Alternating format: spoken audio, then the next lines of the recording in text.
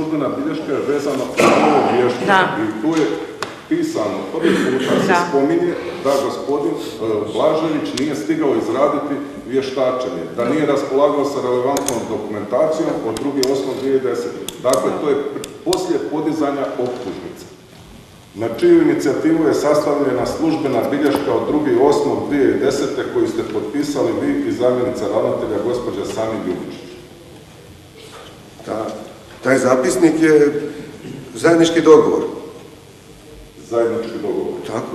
Možete nam to pojasniti kako mislite zajednički dogovor? 2.8.2010. Da. Pa imate u sudskom spisu. Sve lijepo piše da smo zbog... Nemamo u sudskom spisu, zato molim da nam pojasnite to. Upravo je to razlog zato što to nedostaje već 5 godina u sudskom spisu.